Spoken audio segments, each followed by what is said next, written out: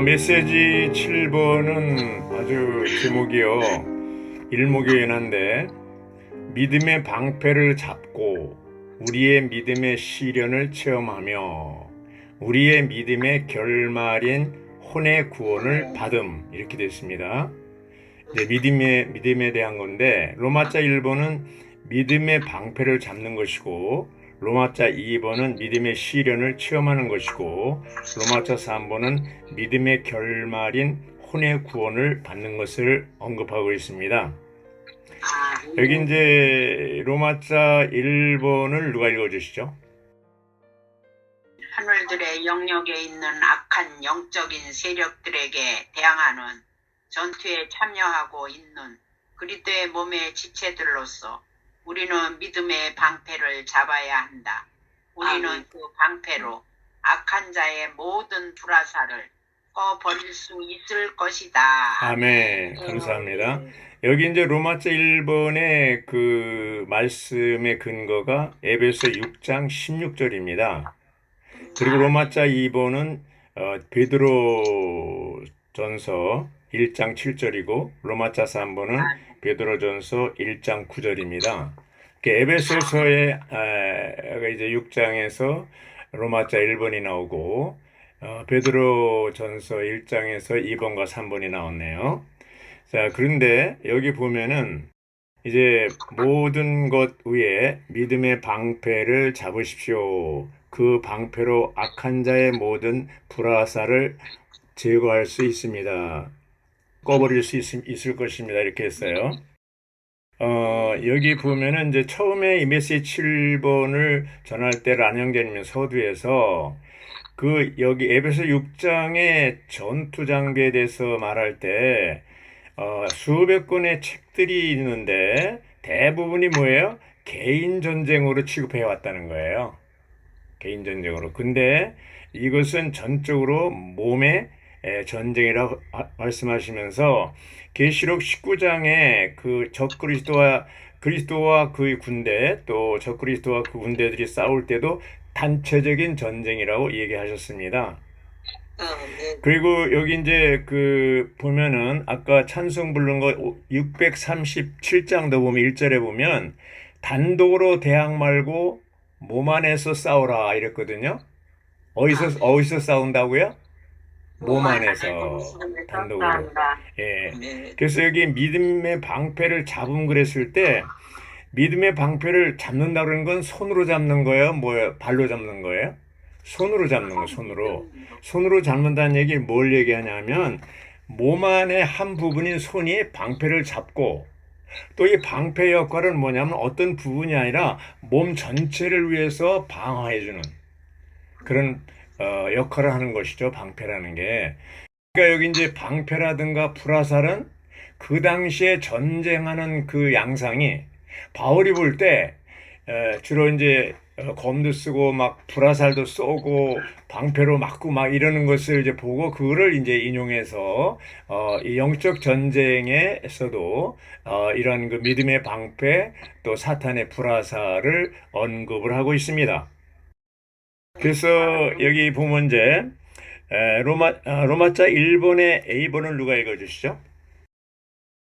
믿음의 방패는 우리가 입는 것이 아니라 잡는 것으로서 원수의 공격에 대항해서 우리 자신을 보호하고 악한 자의 모든 불화살을 꺼버리기 위한 것이다. 네, 아멘. 감사합니다. 여기 이제 그 믿음의 방패가 나오는데 에베소 1장 1절부터 6장 9절까지의 말씀은요, 하나님의 영원한 목적을 이루는 교회에 관한 긍정적인 방면의 계시를 말하고 있습니다. 그렇지만 여기 이제 에베소 6장 10절부터는 그 부정적인 그런 그 방면을 갖다가 바로 영적 전쟁이죠. 방면을 얘기하고 있는데 제가 본문을 읽어보겠습니다. 에베소 6장 10절에 마지막으로 말합니다. 주님 안에서 그리고 그분의 강한 권능 안에서 굳세어지도록 하십시오. 이렇게 얘기하면서 11절 마귀의 계략에 대항해 설 수 있도록 하나님께서 주신 완전한 전투 장비로 무장하십시오. 이렇게 명령했습니다. 여기 보면은 마귀의 계략을 대항해 설 수 있도록 이렇게 얘기하고 있어요. 자, 그러면 이제 에베소 2장에 보면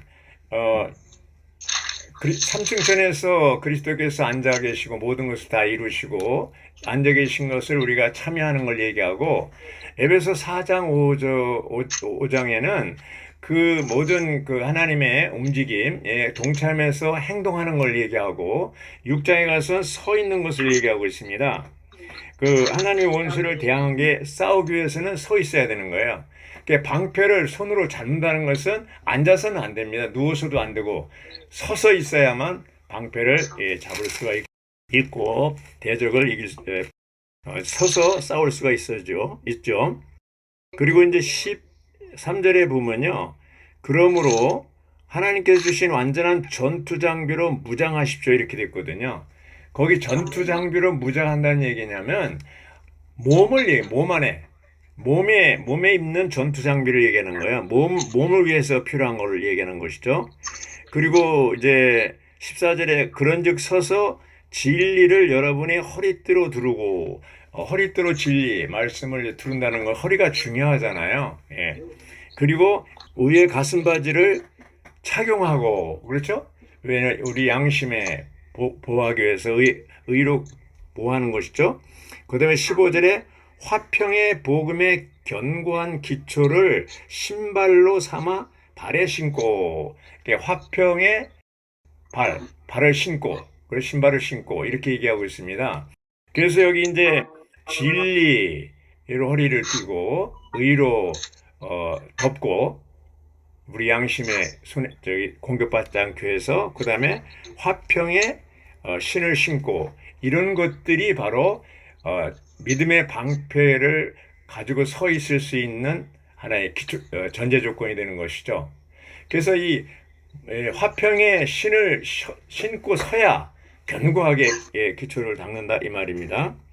그리고 이제 17절에 보면 그리고 온갖 기도와 간구를 통하여 구원의 투구와 그 영의 검을 받아 드리십시오. 그 영은 하나님의 말씀이십니다. 여기 이제 그 앞에 있는 그 대적하기 사탄하고 싸우기 위해서 몸이 할 수 있고 우리가 할 수 있는 일은 뭐예요?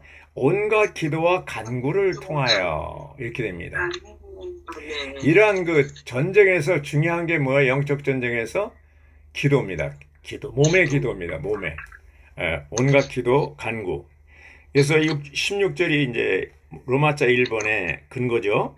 모든 것 위에 믿음의 방패를 잡으십시오. 그 방패로 악한 자의 모든 불화살을 꺼버릴 수 있을 것입니다. 이렇게 됐습니다. 자, 여기 이제 불화살을 얘기할 때 여기 항목들을 얘기했잖아요. B번, 1번에 로마자 1번의 B번의 1번을 보면 원수의 불화살이 뭐예요? 비난, 유혹, 제한, 의심, 질문, 거짓말, 공격 이런 게 나와요. 여기 이제 거짓말이 나오잖아요. 이 사탄은 거짓말쟁이 아비라고 그랬잖아요. 요한복음 8장 44절에. 그리고 에덴 동산에서 하와에게 그 뱀이 뭐라고 그랬어요? 하나님은 창세기 2장 17절에 내가 이 선악지식의 열매를 먹는 날에는 반드시 죽는다고 그랬어요. surely die라고 그랬어요. 그런데 뱀이 3장 4절에 뭐라고 그랬어요? 결코 죽지 않는다고 그랬어요. not surely die. 거짓말이죠. 사탄의 특징은 거짓말입니다. 그래서 이런 모든 사탄의 공격이 바로 사람의 생각 안에 침투하는 거예요. 하와가 선악지식의 나무 열매를 먹기 전에 이미 생각에 사탄이 침투한 거예요. 그래서 하와의 실패는 뭐예요? 사탄하고 대화를 했다는 거죠. 사탄하고 대화할 건덕지가 필요 없어요. 할 이유가 없어요. 마태복음 16장에 보면 예수님이 베드로 보고 뭐라고 그랬어요? 사탄아 내 뒤로 물러가라. 너는 하나님의 일을 생각지 않고 사람의 일을 생각하는도다. 사람의 생각이 사탄이라는 겁니다. 그래서 우리가 이 사람의 생각이 영적 전쟁터예요. 사탄도 사람의 생각을 차지하려고 그러고 하나님도 사람의 생각을 차지하려고 그래요. 그러면 우리 생각이 바뀌어져야 됩니다. 어떻게 바뀌어집니까? 생각을 새롭게 함으로 변화를 받아 생각의 영을 새롭게 하고 그리고 그리스도 예수의 생각을 품으라. 너희는 이 생각을 품으라. 곧 그리스도 예수 안에 있었던 생각이니 이 생각이 바뀌어야만 그리스도 예수의 생각이 바뀌어야만 승리할 수 있다는 얘기입니다. 10번을 누가 읽어주시죠? 10번. 1번에 10번. 믿음은 진리와 의와 합평 다음에 온다. 네. 자, 1번을 제가 읽겠습니다. 우리는 우리의 허리띠로 두를 진리와 우리의 양심을 덮을 의와 우리의 발을 위한 입지인 화평과 우리의 전 존재를 방어할 믿음이 필요하다. 이렇게 되어 있습니다. 자, 여기 이제 보면요. 이 믿음의 방패라고 얘기할 때, 이제 그 믿음의 방패가 없으면 불화살을 막을 수 있어요? 없어요? 막을 수 없습니다. 근데 몸 안에 믿음의 방패가 있다 하더라도 어떤 개인이 몸 안에 생활하지 않고 혼자 떨어져 있으면 어떻게 돼요? 화살에 맞아야 안 맞아요? 맞을 수가 있습니다. 그러면 우리는 죽어났다나 몸 안에 붙어 있어야 돼요. 자, 몸 안에 붙어 있다는 얘기 뭡니까? 집회에 참석하는 것을 얘기합니다. 네, 그게 몸 안에 붙는 거예요. 사실은 그렇게 많이 추구하지 못하더라도 모든 집회를 참석할 때 그 사람이 생명이 자랄 수가 있어요. 집회 참석의 신원을 들으면 어떤 사람이 신원을 내가 싫어하는 사람이 신원하면 듣기 싫어요. 근데 또 어떤 코드가 맞는 사람이 신원하면 그게 공급이 될 수가 있어요. 그래서 방패, 몸의 보호를 받을 수가 있다는 것입니다. 자, 로마자 2번을 누가 읽어주시죠? 베드로전서 1장 7절은 우리의 믿음의 시련을 말한다. 네, 여기 시련이 나옵니다. 믿음의 시련. 우리가 시련을 겪는 것은 우리의 믿음이 시험받고 인정을 받아야 하기 때문이다. 자, 이제 여기 시련은 문제, 또 그리스도인들이 왜 고난을 당하고 어려운 환경을 당하느냐, 이것에 대한 끊임없는 숙제가 있습니다. 욥기에도 나오고요. 그래서 이러한 베드로는요, 그 당시 1세기에 그러한 로마 제국에서 기독교를 탄압하고 잡아 죽이고 엄청나게 어려움을 주는데 불같은 시험이 온다 그랬어요. 아주 혹독한 시련이 닥쳐올 때 아주 그걸 이상하게 생각하지 말라는 거예요.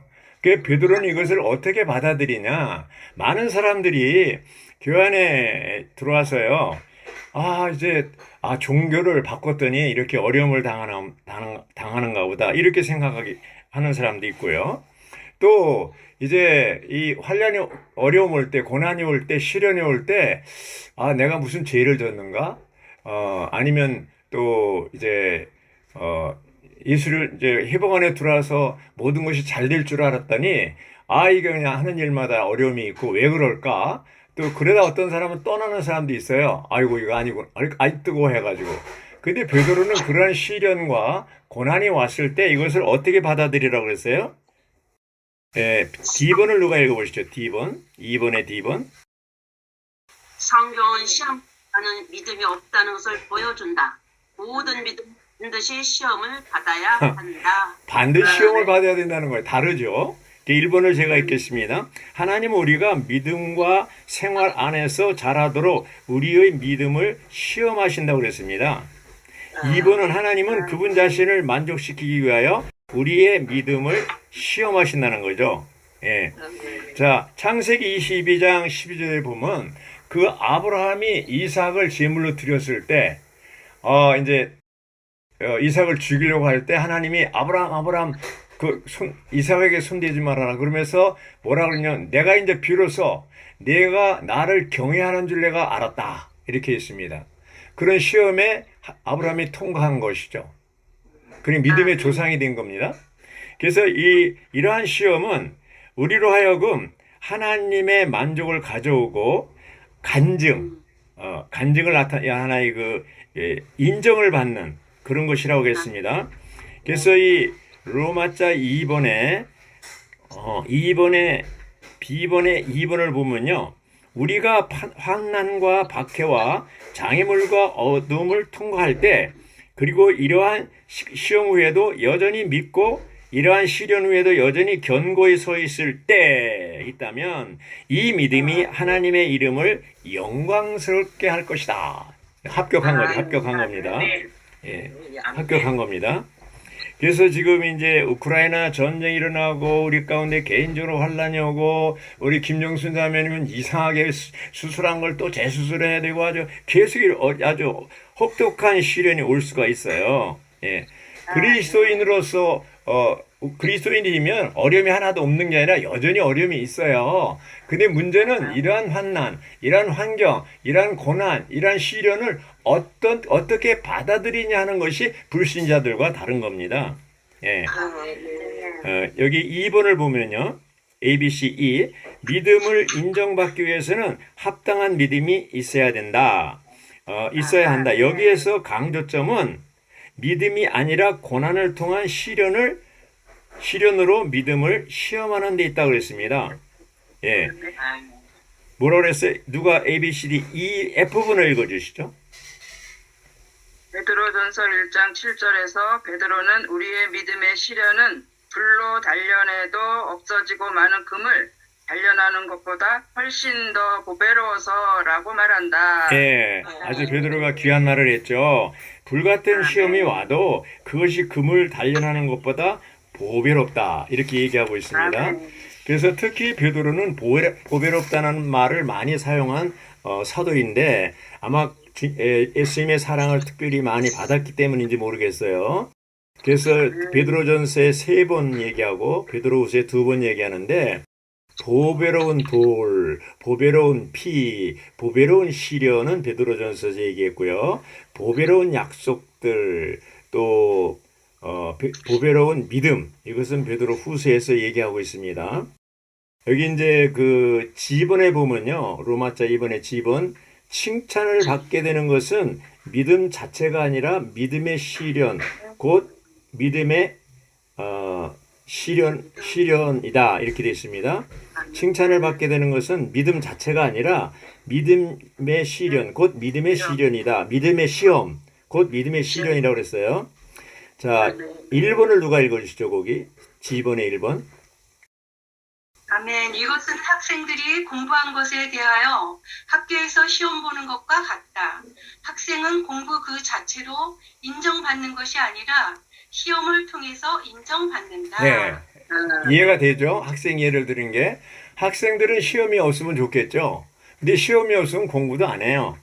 그 2번을 보면 우리의 믿음이 시련을 통하여 인정받는다면 그러한 시련은 예수 그리스도께서 나타나실 때에 칭찬과 영광과 존귀를 얻게 될 것이다.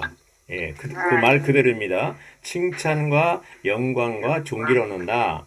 그러므로 자, 우리 앞에 오는 시련, 혹독한 시련이라 할지라도 그 시험 혹은 시련이 필요해요, 안 해요? 필요합니다. 그 시련과 시험은 뭐야? 우리를 인정받게 하고 우리를 잘하게 하고 하나님의 만족을 위해서 필요하다고 했습니다.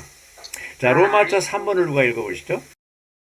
우리의 믿음의 시련의 결과로 칭찬과 영광과 존귀를 얻게 되는 것은 믿음의 결말, 곧 우리 혼의 구원을 가져온다. 아멘. 자, 로마자 3번은 믿음의 결말인 혼의 구원을 받는 것에 대해서 얘기하고 있습니다.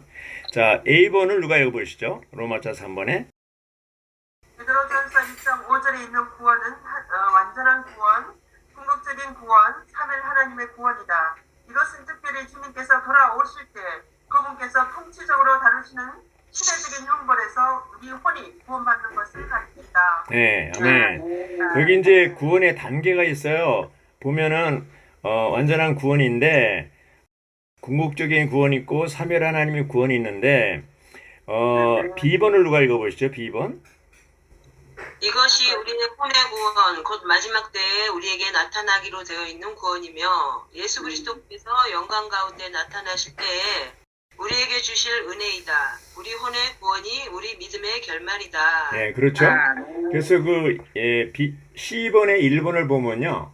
구원을 위해서는 이 시대에 우리의 혼, 곧 우리의 혼적인 생명과 혼의 모든 즐거움을 거절해야 하는데 이것은 오는 시대의 주님의 누림 안에서 혼생명을 얻기 위한 것이다. 이렇게 얘기했습니다. 네. 자, 혼생명을 A번 보면 혼생명을 잃는 것은 혼의 누림을 잃는 것을 의미하고 혼생명을 구하는 것은 혼이 누림을 계속 갖도록 혼을 보존하는 것을 의미한다. 이렇게 됐습니다. 자, 여기 이제 재밌는 게 보세요. 누가복음 12장에 보면 예수님이 그 부자에 대해서 얘기하는데 부자가 이제 아주 곡식을 창고에 많이 싸다고 뭐라고 얘기하냐면 내오나 12장 19절을 얘기합니다. 19절 내오나 편히 쉬고 먹고 마시고 즐거워하자 이렇게 얘기했습니다. 그런데 20절에 가서 예수님이 뭐라냐면 그 부자 그렇게 내오나 먹고 마시고 편히 쉬고 즐거워하자 그 사람에 대해서 너는 어리석은 사람이라고 그랬습니다. 네, 왜 그랬습니까? 여기 즐거워하자 그게 뭐예요? 혼의 즐거움이잖아요. 혼의 즐거움. 예, 그 12장 15절에 보면 사람의 존재 가치가 그 소유의 넉넉한 데 달려있지 않다고 그랬습니다. 이 사람은 뭐예요? 가치관이 해부동사잖아요. 많은 것을 갖기 위해서 이렇게 막 그냥 열심히 살아서 별짓을 다 했겠죠. 부자가 됐잖아요. 자, 이 사람의 가치가, 생명의 가치가 소유에 넉넉한 데 있는 게 아니고, 그럼 뭐 해부동사가 아니고 뭐예요? 우리는, 믿는 이들은 비동사입니다. 비동사. 내가 어떤 존재냐? 이겁니다. 그럼 우리의 가치관이 이 땅에서 먹고 마시고 즐기고 이 혼의 즐거움을 위해서 혼생명을 위해서 이렇게 사는 게 우리의 가치관이냐? 불신자처럼? 그거 아니잖아요. 그럼 우리의 가치관은 뭡니까? 어디에 있어요? 천년왕국에 있는 거지. 보상에 있는 것이죠. 보상에 있는 겁니다. 그래서 여기 이제 보면은요. 2번 로마자 3번에 C번에 2번에 보면 이렇게 돼 있어요. 작은 2번입니다. 주님께서 나타나실 때 어떤 믿는 이들은 그분의 심판대를 거쳐서 주님의 기쁨에 참여할 것이고 또 어떤 이들은 슬피 울며 이를 가하는 고난을 당할 것이다. 자, 여기 이제 주님의 기쁨에 참여하는 자들은 어떻게 돼요? 이기는 자들을 얘기하잖아요. 지난 6분 메시지에 연결하는 믿음 그리고 이기는 자의 믿음이라고 그랬어요. 이기는 자의 믿음의 전제 조건이 연결하는 믿음이라고 그랬잖아요. 그럼 우리가 이기는 자로서 이 땅에서 연결하는 믿음 가운데 살 때 우리는 어떤 사람이 돼요? 주님의 기쁨에, 주님이 다시 오실 때, 재림하실 때 주님의 기쁨에 참여하는 자가 되는 거라고 그랬어요. 그게 이제 마태복음 25장 21절 23절에 나오죠. 또 어떤 믿는 이들은 슬피 울며 이를 가는 고난을 당할 것이다. 이렇습니다. 이 사람들 어떤 사람들이에요? 이 땅에 예수를 믿었지만 거듭났지만 땅의 즐거움, 아까 그 누가복음 12장에 있는 부자처럼 먹고 마시고 즐거워하자. 이제 편히 쉬고 먹고 마시고 즐거워하자. 이것이 세상 사람들의 가치관 아닙니까? 우리는 이런 가치관이 해부동사가 아니고 비동사잖아요. 내가 어떤 사람이냐. 그래서 우리의 모든 초점은 우리의 삶의 초점은 어디 있어요? 천년왕국에 있는 거 아닙니까? 그리스도에게 있는 거 아닙니까? 표대를 향하여서 달려가는 것 아닙니까? 예. 그래서 내가 선한 싸움을 다 싸우고 달려갈 길을 다 달리고 믿음을 지켰으니 이제 나에게는 뭐에 의의 면류관, 생명의 면류관이 기다리고 있다. 이것이 바울의 고백이고 우리의 고백이 돼야 되는 것 아닙니까? 그러면 바울이 얘기하는 그 생명의 면류관이 뭐냐 하면 여기 1장 9절에 있는 것처럼 베드로전서 1장 9절에 있는 것처럼 뭐예요? 바로 여러분의 믿음의 결말인 혼의 구원을 받습니다. 여기 혼의 구원, 믿음의 결말인 혼의 구원을 받는 것이 바로 천년 동안 보상을 받는 거라고 그랬습니다. 그리스도의 그 기쁨에 참여하는 거라고 그랬습니다. 둘 중에 하나예요. 이기는 자로서 천년 동안 보상을 받아서 하늘에 속한 부분에서 다스리는 그리스도가 공동 왕노릇 할 거냐, 어둠 가운데서 천년 동안 슬피 흘며 이를 갈 거냐? 이 문제입니다. 이것을 예수님이 여러 번 얘기했어요. 마태복음 특히. 예. 그래서 우리는 여기 보면은요. 10번에 보면 작은 10번입니다. 3번의 10번. 혼을 얻게 되는 것은 주님을 따르는 이기는 이들에게 주어지는 왕국의 보상일 것이다. 이렇게 됐습니다. 어떤 사람입니까? 바로 이 땅에서 그냥 살고 싶은 대로 즐기고 그렇게 살면 사는 사람이 아니고 제한받고 이제 이 땅의 혼의 즐거움이 아니고 혼 생명의 즐거움이 아니고 그 목적을 위해서 바울처럼 오츠마니처럼 위트니스처럼 우리가 그런 분명한 하나님의 정해진 이 길을 따라서 목적을 가지고 사는 것을 얘기하는 것이죠. 그렇게 살면 우리에게 뭐예요? 이기는 이로서의 삶을 살게 되는 것이죠. 할렐루야. 주님을 찬양합니다. 그래서 이러한 이제 로마자 3번에 ABCD 2번을 보면요. 마지막입니다. 누가 읽어주시죠? 우리는 놀랍고 안전하고 궁극적인 필요한 구원을 간절히 기다려야 하며 그 구원이 찬란하게 나타날 수 있도록 우리 자신을 준비해야 한다. 예, 할렐루야. 그러면서 거기 로마서 8장 19절과 23절을 소개했습니다. 로마서 8장 19절은요. 모든 창조물이 하나님의 아들들이 나타나기를 간절히 기다린다고 얘기했고 23절은요. 8장 23절은 우리 자신들도 속으로 탄식하며 아들의 자격 곧 우리 몸의 구속을 간절히 기다립니다. 이렇게 됐어요. 야, 여기 이제 몸의 구속이 나오잖아요. 자, 사람은 영과 혼과 몸으로 되어 있습니다. 어느 날 우리가 영이 거듭났어요. 초기 단계죠. 영이 거듭났어요. 우리 영은 거듭났습니다. 이제 구원 받았습니다. 그 요한복음 3장 3절 5절에 나오죠. 왕국 안에 들어왔습니다. 또 전진 단계는 뭐예요? 바로 우리 혼의 변화를 얘기하고 있습니다. 우리 혼의 변화는 어떻게 됩니까? 이제 거듭난 다음에 이제 우리가 거룩해지고 새로워지고 변화받고 아들의 형상에 이르고 그리고 이 네 가지 항목이죠. 그래서 이 혼의 변화는 그리스도 형상을 이루는 것이 탑입니다. 그게 정점이에요. 그리고 나서 우리 몸은 주님이 다시 오실 때 호련히 영광스러운 몸으로 변형돼요. 몸의 구속이 그겁니다. 영광스러운 몸으로 변형되는 것이죠. 우리가 거듭나는 것도 순간적으로 이루어지고 우리 몸이 변형된 것도 순간적으로 이루어지지만 우리 혼의 변화 과정은 우리 일생 동안 계속되는 겁니다. 이 변화 과정을 통해서 여기 이제 1장 9절에 있는 것처럼 여러분이 믿음의 결말인 혼의 구원을 받습니다. 이렇게 했을 때 이것은 뭡니까? 이 땅에서 이제 완전히 혼의 변화가 이루어져서 주님이 오실 때 호련히 영광스러움으로 몸으로 변형될 수 있는 자격을 얻는 것을 얘기합니다. 그래서 이 마지막에 로마서 8장 19절과 23절에서 이 창조물 모든 피조물도 하나님의 아들들 자격을 얻는 사람들 이 혼의 변화가 완전히 이루어진 사람들을 기대하고 또 우리 자신들도 속으로 탄식하며 아들의 자격 곧 우리 몸의 구속을 간절히 기다린다고 얘기했습니다. 자, 아들의 자격을 얻는 게 뭡니까?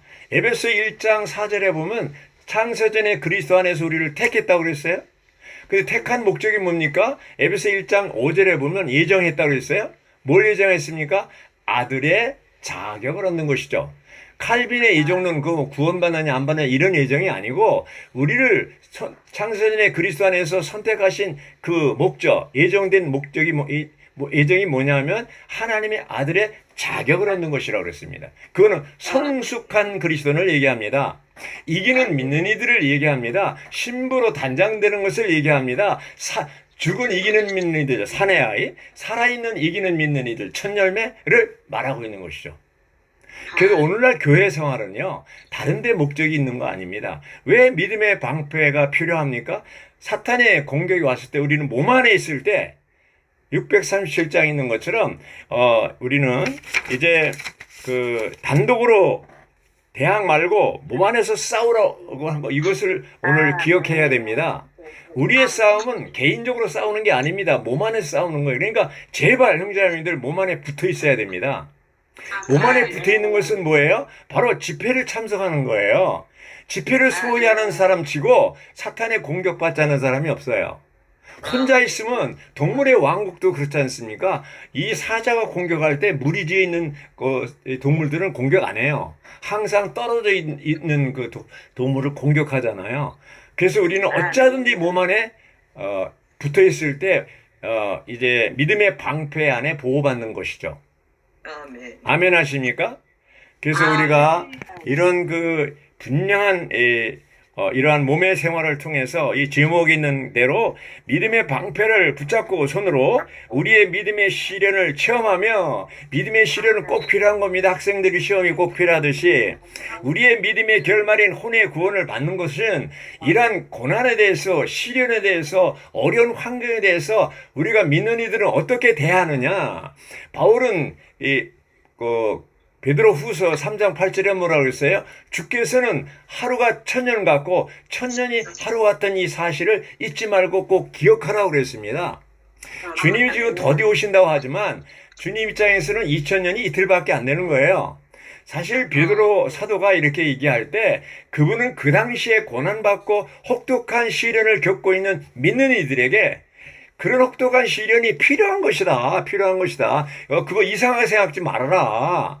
우리가 회복 안에 들어와서 교회 생활할 때 고난이 오고 환경이 오고 이런 이제 시련이 오고 이런 어려운 혹독한 환경이 온다 하더라도 이상하게 생각하지 마십시오. 그게 뭡니까? 바로 우리를 변화시키고 또 어떻게 됩니까? 인정받기 위해서, 하나님의 만족을 위해서 그런다는 것이죠. 주님께 감사합니다. 이제 주님께서 우리 모두를 붙잡아 주시고 축복하시기 원합니다. 아멘.